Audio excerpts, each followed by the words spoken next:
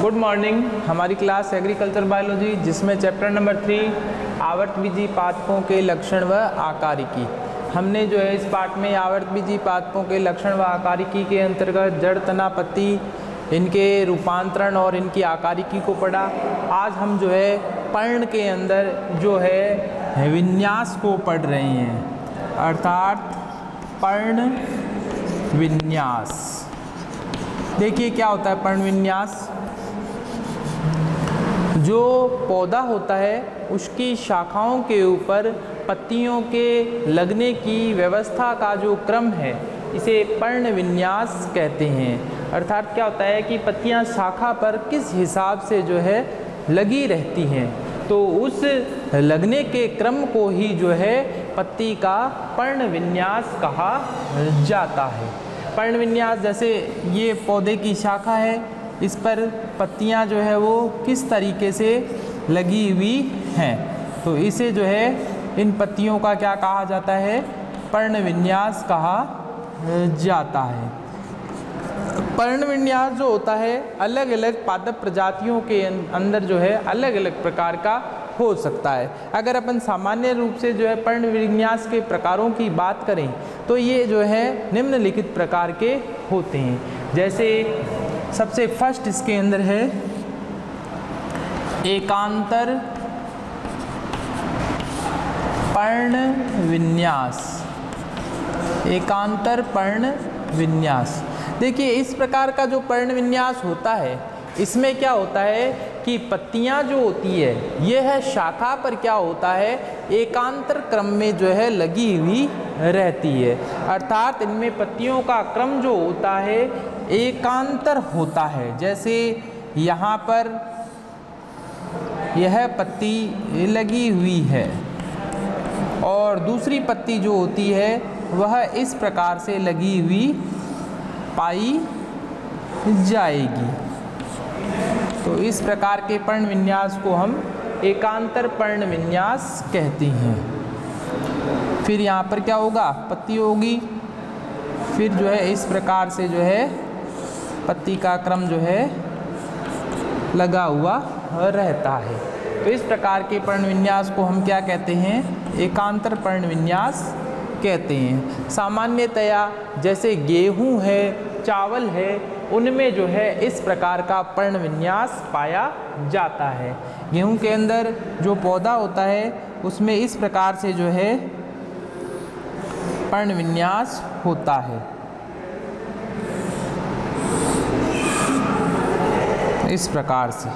तो इस प्रकार का जो पर्ण विन्यास होता है उसे एकांतर पर्ण विन्यास कहा जाता है। अर्थात इनमें एक के पश्चात सामने की ओर जो है दूसरी पत्ती पाई जाती है, तो इसे एकांतर पर्ण विन्यास कहते हैं। गेहूं, चावल इनके क्या होते हैं, उदाहरण होते हैं।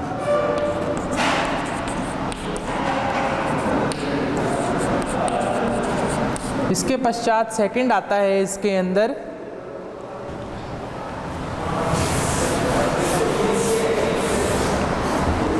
सर्पिल प्रकार का पर्ण विन्यास। सर्पिल पर्ण विन्यास। सर्पिल का अर्थ होता है कि इसमें जो पत्तियां होती है यह होती तो एकांतर ही है, परंतु क्या होती है कि यह कुंडली के रूप में जो है एकांतर रूप से व्यवस्थित रहती है। जैसे मान लीजिए ये तना है, तो पत्तियां जो होएगी वो इस तने के अंदर यहाँ से, फिर यहाँ से, फिर यहाँ से, इस प्रकार से जो है निकलती है। तो इस प्रकार के विन्यास में क्या होएगा कि पत्तियां जो होती इस प्रकार से व्यवस्थित रहती है सर्पिल रूप से। ठीक है, तो यहाँ पर जैसे पत्ती निकली हुई है, फिर इसके बाद जो है पत्ती यहाँ से निकलेगी, फिर यहाँ से, फिर इस प्रकार से पत्तियों का क्रम जो होता है इस प्रकार से नीचे की ओर घूमता हुआ चला जाता है। तो इसे जो है सर्पिल प्रकार का पर्ण विन्यास कहते हैं। सर्पिल प्रकार का जो पर्ण विन्यास होता है यह सामान्यतया गुड़हल के अंदर जो है पाया जाता है। गुड़हल जो होता है उसके अंदर इस प्रकार का जो है पर्ण विन्यास देखने को मिलता है। इसके अलावा जो है पपीता जो होता है उसमें भी जो है सर्पिल प्रकार का पर्ण विन्यास पाया जाता है। थर्ड इसके अंदर आता है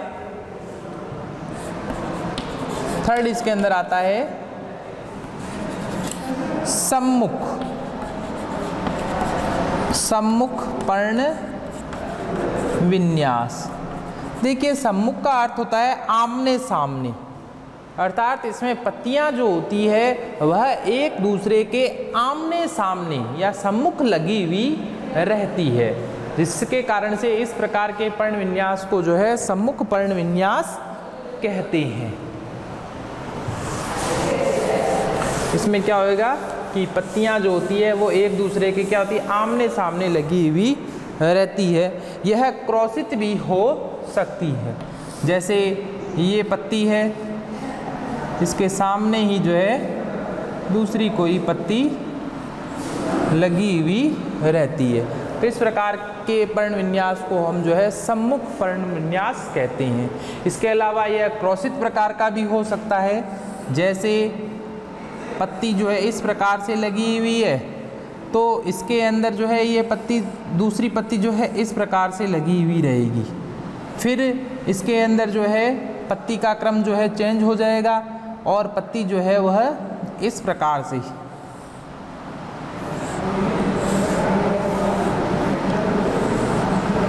एक दूसरे को क्रॉस करती हुई जो है विकसित होती है। तो इस प्रकार के पर्ण विन्यास को हम जो है क्रॉसित प्रकार का पर्ण विन्यास कहते हैं। इसमें क्या होगा, पत्ती जो है एक दूसरे को क्रॉस करती हुई विकसित होती है। जैसे आंकड़े के अंदर या आंक में जो है हम इस प्रकार का पर्ण विन्यास देखते हैं। आंक के अंदर इस प्रकार का जो है पर्ण विन्यास पाया जाता है। इसे जो है सम्मुख क्रॉसित प्रकार कहते हैं। तो पत्तियां जो होगी वो क्या होगी, फिलहाल इस प्रकार से है, दूसरी पत्ती जो होगी वो एक दूसरे के सम्मुख होगी और ये पहले वाले पत्ती के ठीक विपरीत दिशा में होगी। पहली वाली इस दिशा में है तो दूसरी वाली इस दिशा में होगी, तो ये एक दूसरे को क्या काटती हुई रहती हैं। तो इसे जो है सम्मुख क्रॉसित प्रकार कहा जाता है। आंकड़े के अंदर जो है इस प्रकार का जो है पर्ण विन्यास पाया जाता है। तुलसी जो होती है उसमें भी जो है सम्मुख प्रकार का पर्ण विन्यास मिलता है। फोर्थ इसके अंदर आता है सम्मुख पर्ण विन्यास के पश्चात जो है चक्रिक प्रकार का पर्ण विन्यास। नाम से ही स्पष्ट है, चक्रिक पर्ण विन्यास कि इसमें पत्तियां जो होती है एक चक्र के रूप में जो है लगी हुई रहती है, तो इसीलिए इसको जो है चक्रिक प्रकार का पर्ण विन्यास कहते हैं। चक्र अर्थात इसमें क्या होगा, पत्तियां जो है ये क्या होंगी, एक चक्र के रूप में इस प्रकार से जो है निकली हुई रहेगी तने के ऊपर। जैसे ये पौधे का तना है तो ये इस प्रकार से जो है निकली हुई रहती है।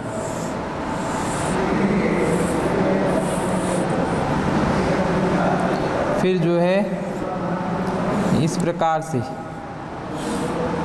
निकली हुई दिखाई देती है, तो इसे जो है चक्रिक प्रकार का पर्ण विन्यास कहते हैं। सामान्यतया कनेर के अंदर जो है इस प्रकार का जो है पर्ण विन्यास पाया जाता है। कनेर जिसको अपन नीरियम इंडिकम बोलते हैं, नीरियम इंडिकम कनेर का वैज्ञानिक नाम होता है, तो इसमें जो है इस प्रकार से चक्रिक रूप से जो है पत्तियां निकली हुई रहती है। ठीक है, तो इसे जो है चक्रिक पर्ण विन्यास कहा जाता है। पत्तियां तने के ऊपर एक चक्र बनाते हुए, गोल घेरा बनाते हुए जो है विकसित होती है। तो ये जो है पत्तियों में पाए जाने वाले पर्ण विन्यास होते हैं।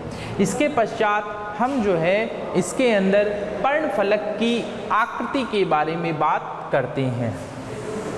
पत्तियों में जो पर्ण फलक की आकृति होती है वह अलग अलग प्रकार की पाई जाती है। तो पर्णफलक की आकृति के आधार पर हम पत्तियों के प्रकारों को पढ़ेंगे। पर्णफलक की आकृति अलग अलग पादपों में अलग अलग प्रकार की होती है। इनको हम जो है अलग अलग नामों से भी जानते हैं, जैसे हृदयाकार पर्ण। हृदयाकार पर्ण जो होती है, इनमें पर्णफलक की आकृति जो होती है वह हार्ट शेप की होती है। हार्ट शेप की आकृति पाई जाती है। तो इस प्रकार की पर्ण को हम जो है हृदयाकार पर्ण कहते हैं। तो इस प्रकार की जो पर्ण होती है इसे हृदयाकार पर्ण कहा जाता है। सामान्यतया जो पान होता है, पान के अंदर पत्ती की आकृति या पर्णफलक की आकृति जो होती है वह हृदयाकार होती है। हृदयाकार होती है। पान हम सभी ने खाया है, तो यह जो होता है कैसा होता है, हृदयाकार प्रकार का होता है। इसके पश्चात सेकंड इसके अंदर आता है सूच्याकार पर्ण। सूच्याकार पर्ण। सूच्याकार पर्ण जो होती है इसमें क्या होता है, पर्णफलक की आकृति जो होती है वह सुई के समान दिखाई देती है। तो इसे हम जो है सूच्याकार पर्ण कहते हैं। सामान्यतया जो चीड़ का वृक्ष होता है, चीड़ के पादप के अंदर जो पत्तियों की आकृति होती है वह सूच्याकार प्रकार की होती है। तो उसे हम जो है सूच्याकार पर्ण कहते हैं।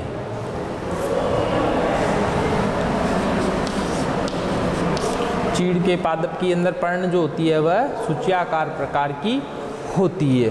थर्ड इसके अंदर आता है फानाकार। फानाकार पर्ण। फानाकार पर्ण जो होती है इसकी आकृति जो होती है यह विशिष्ट प्रकार की होती है। इसमें पर्णफलक जो होती है वो इस प्रकार से जो है पाई जाती है।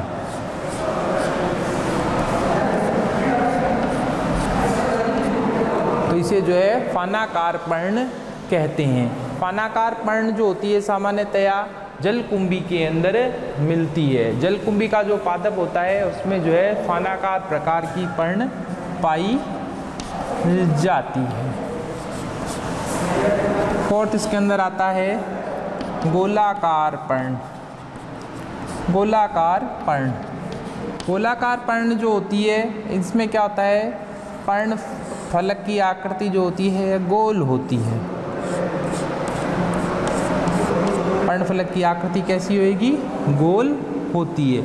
जैसे कमल का जो पादप होता है उसमें पर्णफलक की आकृति जो होती है यह गोलाकार प्रकार की पाई जाती है। थर्ड फिफ्थ इसके अंदर आता है प्रतिहृदयाकार पर्ण। प्रतिहृदयाकार पर्ण। प्रतिहृदयाकार पर्ण जो होती है यह सामान्यतया कचनार के अंदर पाई जाती है। इसमें क्या होता है कि पर्णफलक की आकृति जो होती है यह क्या होती है, उल्टे हृदय के समान होती है। उल्टे प्रकार की होगी। जैसे अपन ने हृदयाकार पर्ण बोला पान, इसमें क्या है कि पर्णफलक की आकृति जो है वो हृदयाकार थी, जबकि प्रतिहृदयाकार में पर्णफलक की आकृति कैसी हो जाएगी, ठीक हृदयाकार पर्ण की उल्टी। तो इसे जो है प्रतिहृदयाकार कहा जाता है। इसके पश्चात जो है इसके अंदर आती है आयताकार पर्ण। आयताकार पर्ण जो होती है सामान्यतया केले में पाई जाती है। इसमें क्या होता है कि पर्णफलक की आकृति जो होती है वह हमें जो है आयत के समान दिखाई देती है, इस प्रकार से। और इसमें क्या होता है, पर्ण जगह जगह से क्या होती है, थोड़ी बहुत कटी हुई रहती है, इस प्रकार से।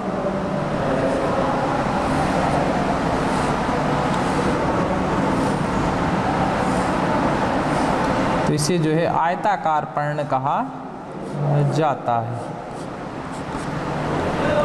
केले में जो है इस प्रकार की पर्ण मिलती है, आयताकार पर्ण मिलती है। इसके पश्चात आती है तिर्यक पर्ण। तिर्यक पर्ण जो होती है यह सामान्यतया नीम के अंदर पाई जाती है। नीम का जो पादप होता है इसमें पत्ती जो होती है वह तिर्यक प्रकार की होती है, इस प्रकार से।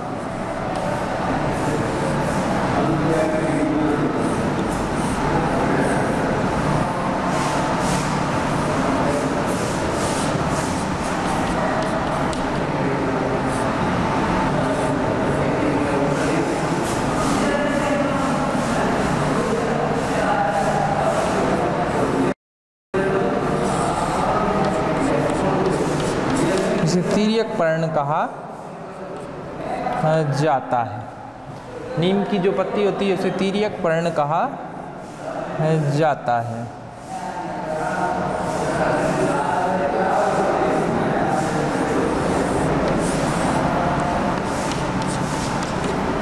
यह जो है तिर्यक प्रकार की होती है। इसमें क्या होती है, पर्णफलक के अंतर्गत जो पर्णाभ होता है वह थोड़ा जो होता है कटा हुआ रहता है। तिर्यक पर्ण के पश्चात आती है वीणाकार पर्ण। इसमें क्या होता है, पर्णफलक की आकृति जो होती है वह वीणा के समान दिखाई देती है। वीणाकार पर्ण का उदाहरण है मूली। इसमें क्या होता है, पर्णफलक की आकृति जो है इस प्रकार से रहती है।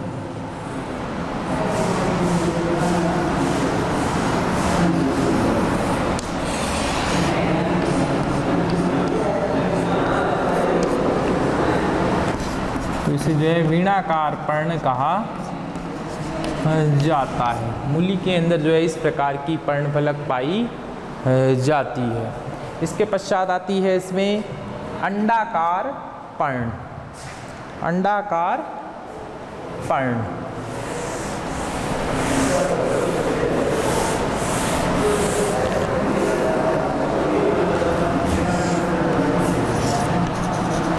अंडाकार पर्ण। अंडाकार पर्ण जो होती है यह गुड़हल के अंदर पाई जाती है। गुड़हल के अंदर इस प्रकार की पर्ण होती है जिसमें क्या होता है कि यह अंडे की आकृति की होती है।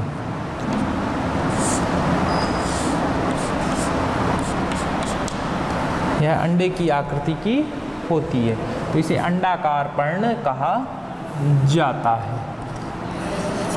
इसके अलावा आती है इसमें हंसियाकार पर्ण। हंसियाकार पर्ण। हंसियाकार पर्ण जो होती है सामान्यतः सफ़ेदे में, सफ़ेदा जो होता है एजा डायरेक्टा नहीं, सफ़ेदा जो होता है यूकेलिप्टस, इसके अंदर जो है पत्ती जो होती है यह क्या होती है, इस प्रकार से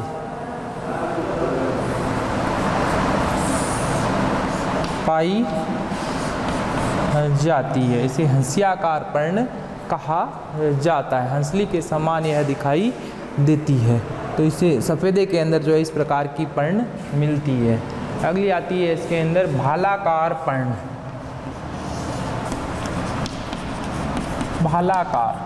भालाकार पर्ण जो होती है यह सामान्यतः बांस के अंदर पाई जाती है। इसमें क्या होता है, पर्ण की आकृति जो होती है वह भाले के समान होती है। भाले के समान होती है, तो इसे जो है भालाकार पर्ण कहा जाता है। इसमें पत्तियों का आकार जो होता है वो भाले के समान दिखाई देता है। इसके अलावा जो है वृक्काकार पर्ण,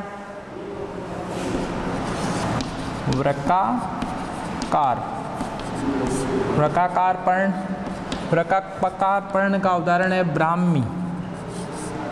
ब्राह्मी का जो पादप होता है इसमें जो है वृक्काकार पर्ण यानी किडनी शेप आकृति की जो है पर्ण देखने को मिलती है। इस प्रकार की पर्ण